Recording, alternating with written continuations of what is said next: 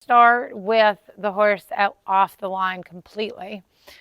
And in that way, he can, have the choice to move away from me, or we can kind of communicate, and he's free to communicate through his movement, which this is good.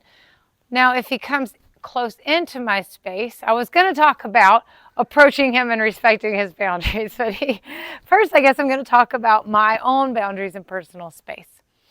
So one of the most important lessons that I start with, whether it's with a person or a horse or whatever, is what I call being the tree.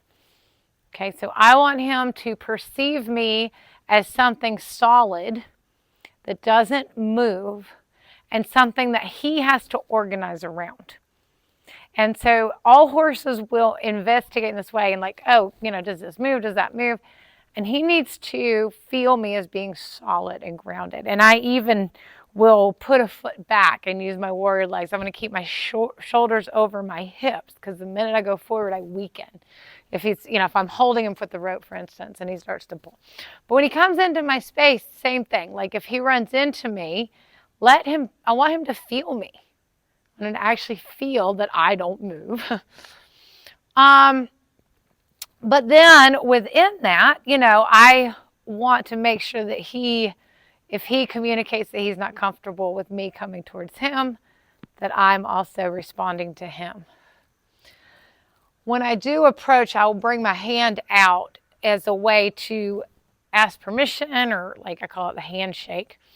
But it's similar to the way a horse will reach their nose out. So this kind of becomes my nose in body language. Okay.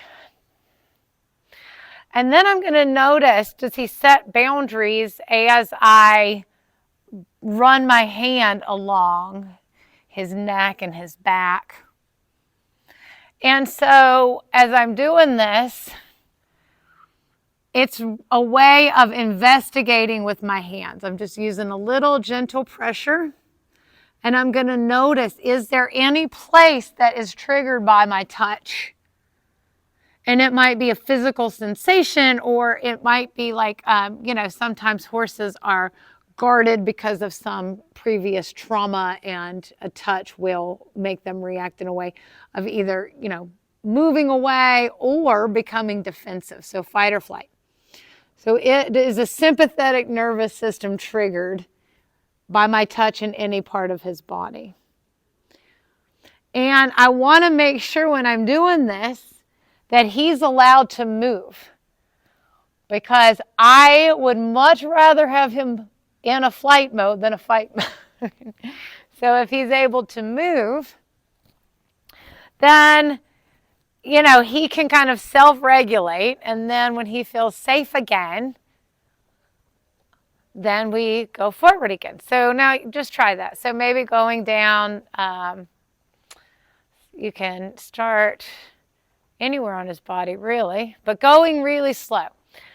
Noticing your breath. So in this first phase, we want to help the horse feel safe. We're going to hold a space of safety.